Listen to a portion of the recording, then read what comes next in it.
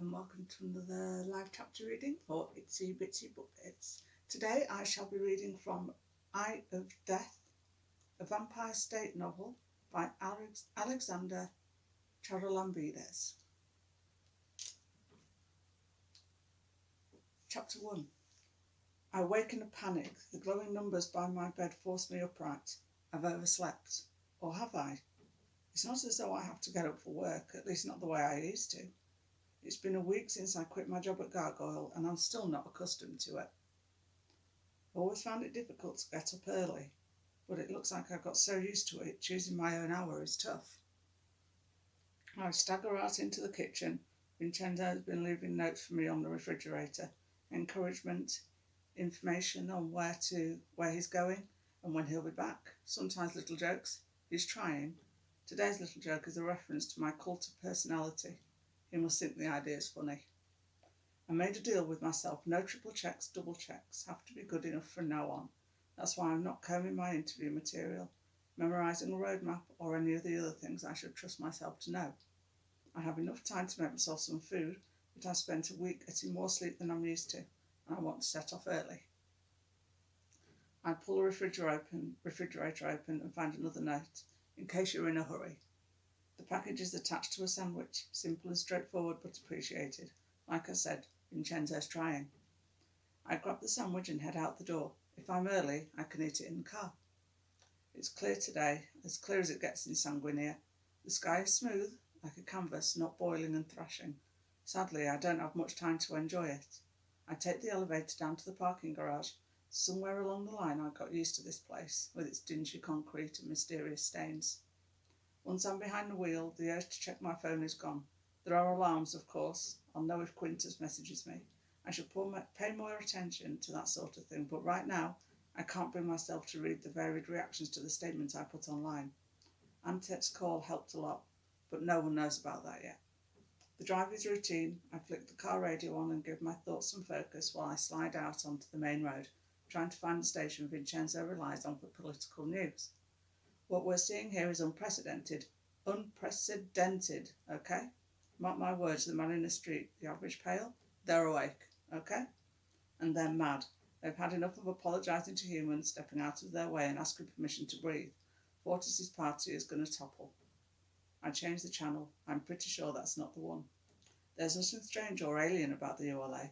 They want equality, the same as everyone else. The only thing setting them apart is Mr. Fortis's willingness to say what others won't. Humans have taken over our government and our media. It's only natural. The knob clicks in a satisfying way as I turn it off. That's more than enough radio for today. Vincenzo would say I'm missing out on valuable insight, and maybe he's right. Maybe if we listen to awful, dumb, wrong people, we can figure out how to persuade them to change their view. Isn't that why I'm on the way to interview Princess Antet? To widen some perspectives? Personally, I'm not convinced. Sanguinea is Vincenzo's whole world. He has no idea about the rest of the world. There are more people like me on this planet than there are like him. At least for now, I guess that's another good reason to do the interview. A road sign I spent hours burning into my brain flashes past and I exit down off the highway. My phone buzzes in my bag. It's set to vibrate. I'll check it once I find a place to park. I've been here twice. That's often enough to recognise my surroundings. The cafe where I met Quintus reminds me to slow down. The Prince's Hotel can't be much further. If I were Titus, I'd assume my willingness to leave Gargoyle was at least partly to do with Prince Antet. They don't seem to want His Highness's royal opinions, but their gossip columns can't get enough of him. If they can't get anything else, they want photos. I'm close enough to see the Prince's Hotel over the surrounding buildings, so I look for a parking space. Pull into a small street lined with stores and glance at the windows, wondering what they sell. It's an old habit, useless in Sanguinea. Human eyes can't read the writing on the dark glass. There's not enough contrast. I check my phone. The message was from Quintus. Got everything? I'm outside the hotel with the stuff. Nearly there. Did you find it okay? I messaged back. Found it fine. It's crazy out here. Lobby's packed. Before I get a chance to reply, he sends a picture. The Prince's suited bouncers have become more like traffic cops, standing above a sea of swaying boom mics and bobbing cameras. I can make out at least 5 different crews, each one staking out their own corner to shoot in, as anchors talk earnestly into their cameras. I didn't think it would be that bad, I messaged back. No worries, they didn't give me a second look. Might be a different story if they knew what I was here for. Quintus is braver than I am. He phrased it like a joke, but he'd be in real danger if some pale anchor thought they could get away with eliminating the competition. Did you see any other way in? I asked. I came in through the kitchen. It's an alley around the back. There's security, but I think they recognise me. You should be okay too. No point in putting up any longer. I stir the phone in my bag and step out into the street. I never liked the sanguinian streets, even when I'm with someone else. It helps that today the sky is relatively bright and clear. The lights on the sidewalk give off a dim orange glow. As I cross to the other side, I can see how right Quintus was. The road outside the hotel is choked with news vans. The crowd extends from the lobby into the road, so far that cars going by have to slow and swerve around it. I'm not a big fan of crowds. I do my best to look unimportant until I reach the edge of the crush. I'd like to think they'd overlook someone who's so obviously human, but then again, I was on TV. I push through the bodies swarming around the entrance to do the same in the alley. Once I'm past the dumpsters, the expanse of cracked concrete and pale weeds is deserted. There are plenty of grey staircases and doorways lit by lone bulbs, but only one around the very back of the hotel has a pale guard. He's using that special legs wide apart power stance that yells security. How do they hold that position for so long? Maybe he heard me coming. Hello, I know this is probably irregular, but I think a colleague of mine came through a few minutes ago. I have an appointment. I'm not good at reading pale faces, especially behind sunglasses. Big sunglasses. Rowena Ackerman, he asks. That's me. I feel I should hold up some form of ID, but there's no need. He steps backward and opens the door behind him. The prince is expecting you. He doesn't look happy, but I thank him before slipping under his arm and into a dingy service corridor. All I have to do is follow the stairs up and hope no one challenges me. If Quintus was okay, I should be okay too. Human servants glance at me sideways, but they're busy cleaning up after the vultures in the lobby. I almost bump into Quintus at the top of the service stairs. There you are, he says. Probably should have assumed you'd come from behind. Let's hope this is all worth it. How far's the lobby? I ask as I follow his eyes up some simple wooden stairs. Up there, he says, pointing. The staircase comes out in the lounge, right next to the reception desk. He opens the door and wall and noise hits me. We're staying under the radar, right? That's the plan. I step out into the stale air-conditioned air. The area is filled with leather couches and a forest of mostly fake plants. Almost every inch of flooring is occupied by a camera crew. Some kneel around their equipment, others, unable to find a space on a leather couch, sit on the floor. There are even a few independent journalists on the sidelines, all weighed down by cameras. Okay, stay close, I tell Quintus. You don't have to tell me twice, he says as he follows along. I try to move through the crowd without shoving or drawing attention. We skirt the lobby where the body's thickest and move on up the stairs. I can't resist a quick look as Quintus goes ahead to call the elevator. Most of the anchors are babbling into their cameras, blend into the background clamour, but one voice raises above the rest. Titus is in the far corner, and he looks like he's asked for another take. As I turn to the opening elevator, he rises from a frustrated stoop, and his eyes meet mine across the lobby. I have enough time to wave and enjoy the shocked expression on his face before the elevator doors close. Top floor, please, I tell the attendant. Key inserted, button revealed and pressed, all in complete silence, Quintus sighs with relief. Bowing a little around a bag of supplies he hugs to his chest. As the doors slide open, I realise I might need a plan for leaving safely. Can we get the security detail to escort us out again? The guards, commissions with rifles at the ready rather than suited pails, are waiting for us. Miss Ackerman, His Highness is expecting you. Lead the way then, please, I say, and Quintus falls in behind me. Up here things are a little different. The suits are long gone and there are more commissions than before, a full squad, not on a balcony overlooking the lobby. As we pass, I think I hear some of them complaining about the cold, accents heavy and weapons clear for everyone to see. I guess if I had the option to bring in security I could trust, I'd do the same thing. Plus, the suits failed to keep me out last time. It feels like we make the stairs to the royal suite instantly, and the guards part to let us up. Miss Ackerman, Prince Antet stands at the top of the stairs, his arms wide and welcome, a warm, easy smile on his face. Rarely do I get to say so, but it is a genuine pleasure to see you again. Thanks, I tell him, taking his warm human hand up the final step to his royal suite. And Quintus, of course, he smiles. I'm afraid we can't start right away. Some things to tidy up, lots of work to do, of course. Can we catch up for a while?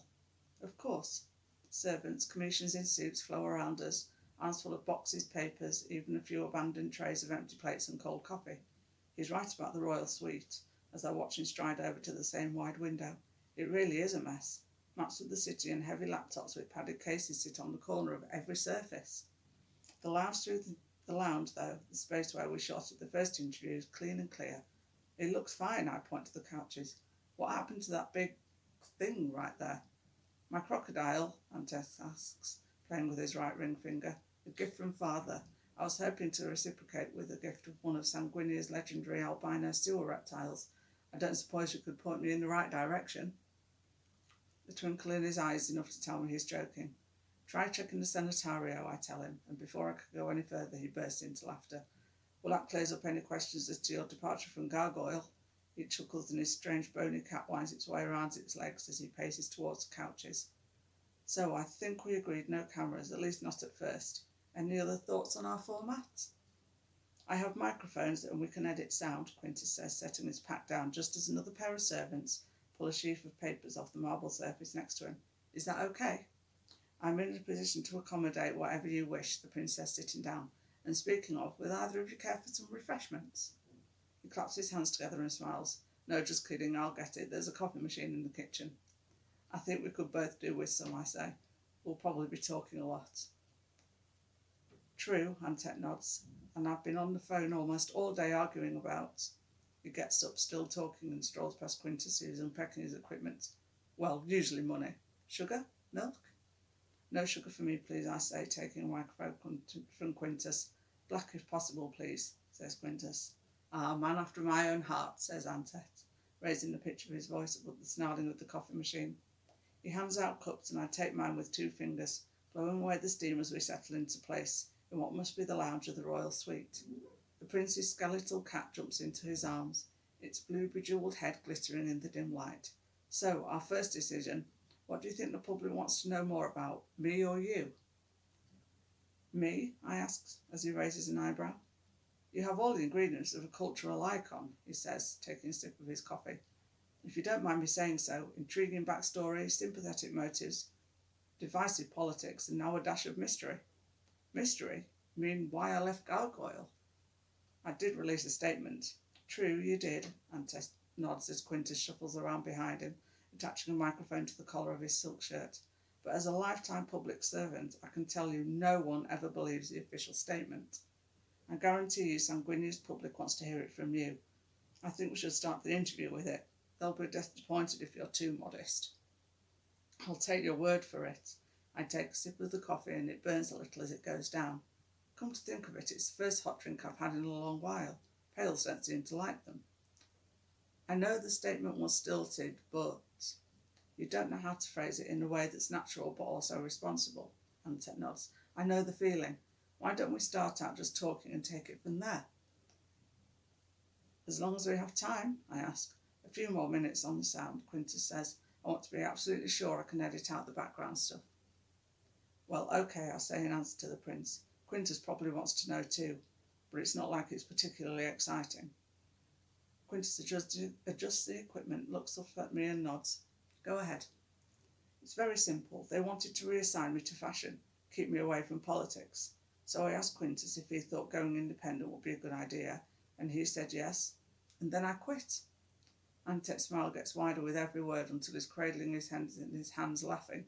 If there's a more cowardly, nakedly misogynistic way to deal with a problem, I can't imagine what it is. He chuckles. I hope you gave them a piece of your mind before you left. I have to admit, something about his response surprises me. Not that he's wrong, that's exactly what happened. To be honest, I was more concerned with making it out of the building, I tell him. Titus Cerberus, the one who took over our interview, he was in there too. Yes, of course, Antet nods, trying to clear the mirth from his face. You don't need me to commend you for bravery. It must have been very difficult. Not really, it sounds like I'm boasting. Well, yes, it was frightening, but I didn't really think of it that way at the time. The idea of giving in and doing what they wanted just didn't occur to me. And if it had, we wouldn't be having this conversation. Antet returns to his usual confident smile. Something wrong? He's noticed my furrowed brow moments before instinct smoothed it out for me. No. Shall we get started? Yes, of course, he says, adjusting his microphone. And let's not sweat the details, as they say. Focus on making things feel natural, like a real conversation.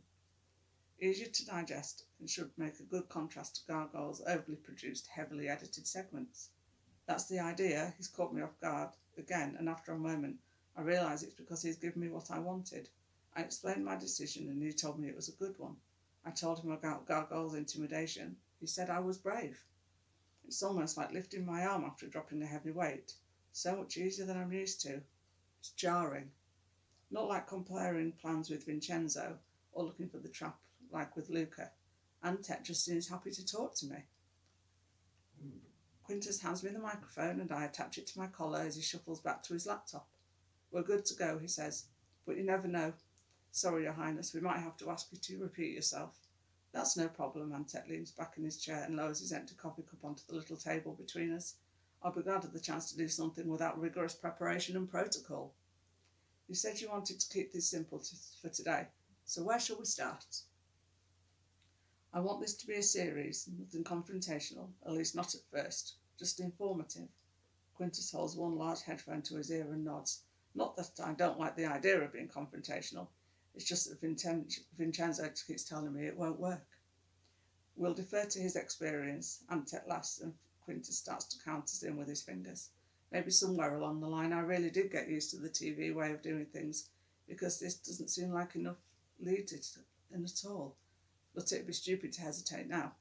I'll have to unlearn my journalist voice too. Focus on sounding natural. This is always the hardest part, I admit to Antet. Quintus, do you think we could just start talking? We'll discuss where to put the intro later. You're overthinking this, Antet says. I get the feeling it's a habit you have, and it's to your credit, but it's really not necessary here. Ask me a question, that's all you have to do. All right, I take a deep breath, grateful that he's putting my needs first. Prince Antet, his eyes crinkle a little at the formality of my tone, so I try my best to loosen up. What's something you're surprised Sanguinians don't know about your country? He was right. Now that I have had the chance to focus my mind on a list of questions I wrote, the idea of awkwardness is gone. Well, I'm not sure I can really say. He launched into a practice speech, as if he'd predicted every possible question I could ask him. I'm not so sanguinea, but I think what they should know is that really our countries aren't that different. Which, of course, is not to say that there are no differences. Anyone can see that there are, he laughs, and I wonder how much of this job I spent so much time thinking over could just be left to him. Our governments have different priorities. Our climates are famously different, but whether the things are important distinction, it's down to the observer. For my money, what defines a country is its people, and that's where I say we're not so different. He stopped, and I realised how much of my time in Sanguinea has been spent arguing. What he needs from me now is the opposite. How so? I ask. He's happy to do the heavy lifting. All he needs is a platform. The service people, janitors, waiters, cooks, everyone who makes up the foundations of society. And I know immediately what people will think, so let's address it as quickly as we can. No, I don't just mean humans. I've met plenty of pales that earn my respect. It's hard to imagine, I know, but add that to the list of things Sanguinians might not know about Kemet. We have pales too. So, I think back to Titus's interview. You wouldn't say that Kemet has any systemic bias or institutional prejudice against the pale. No, Antet laughs. Actually, I'm not sure where the idea came from. Something to do with the sun, I think. This idea that pales burn under the sun. In Kemet, we have plenty of sun. Our dominant religion reveres the sun, it's true, but that's all. To be honest, he leans back in his chair, a small flick of his head ensuring his microphone stays in the right position. I'm not even sure the sun really does burn a pale. I've never seen it happen. Have you? Now that you mention it, no, I replied. Still, the shroud has to exist for a reason. Maybe it's just a commitment to a certain gloomy aesthetic, Antet says, smiling. I think there's a lot of misinformation around our religion, and as the future solar incarnation, it's probably one of my millions of duties to clear up any misunderstandings. I have my cultural advisors send you some of our text mythologies. You might find some mileage in writing articles on them. Oh, okay, I say as he takes me by surprise, switching between practiced public speaker and confident, intimate wit in the space of a sentence. Anything else we should cover? Give me one more, Antet says, glancing down at his watch. As much as I'd like to spend more time with you, he'll be back to the preparations, treaties and compromises for me all too soon. All right, to close out, for now at least, I rack my brains for something simple. How's the food? Oh, Antet claps his hands. You see, this is something I just don't have the chance to talk about most of the time. I love Sanguinian food. Why do you think I commended your cooks earlier? It's fantastic, and I've already had some of my culture's advisors buy up a healthy stock of cookbooks to take back to Kemet. Okay, well, it's been great talking to you. I start to wrap up. In what hopefully will be the first of many conversations. Yes, of course, Antet puts on a fake deep Newcastle voice. Well, thank you for having me here on your very big, important news show, where we talk about the real big issues. Real issues. Okay, point taken, I tell him as Antet looks over to Quintus. Are we okay to end there? Antet asks. Think so, Quintus replies, looking down at his sound display. Sorry to rush, Antet says as he stands up to remove his microphone. This is just the first of many, right? I ask. That's the idea, he smiles as he sees me walk over to help Quintus, already packing away his things. Honestly, I was expecting the whole thing to take longer. Do you think we could get an escort back to our car? I asked the prince. I'm not sure all the mainstream people down in the lobby will be happy to see me. Of course, he adds. I'll have my personal guard see to it. There are some other things I wanted to talk about before we part ways. His hand ever so gently falls onto my shoulder, his touch so light that if you could feel even the slightest flinch, you'd pull it back at once. What is it? I watch Quintus heft his pack and head out of the suite.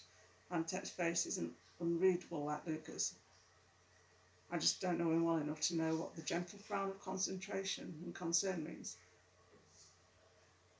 Now that we're off air, his mouth creases, a jerk in the face of something more serious. I really am gravely concerned. As a future pharaoh, it's my job to guard our borders. ULA-controlled Sanguinia would mean less trade, more tension, even war. And I'm not just a future pharaoh either. I'm a human being.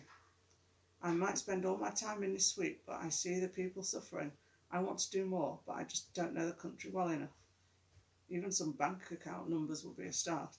The truth is, I've always been clueless about that sort of thing, I tell him, trying to fix the feeling of a warm hand in my memory. It might help with the cold. Vincenzo makes it his day job. You should be talking to him. And so I shall. Are we good on using that explanation you gave His Highness? Quintus asked, popping his head back into the royal suite. On why you left Gargoyle? I thought it was perfect, Antet says. Objections? Fine, I tell them both. The sooner people know, the better. We follow him out, the prince pulling aside two of his guards and speaking quickly in Commission. Now expectations are forming.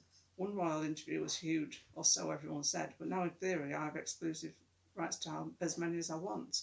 How does this end? Will I end up a celebrity? I suppose I already am one. Who knows? It might not affect my life in the slightest.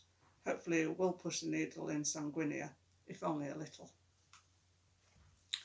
Thank you very much for listening. I hope you enjoyed the reading, and if you can find it interesting, I hope you check out the book. Thanks very much. Bye-bye.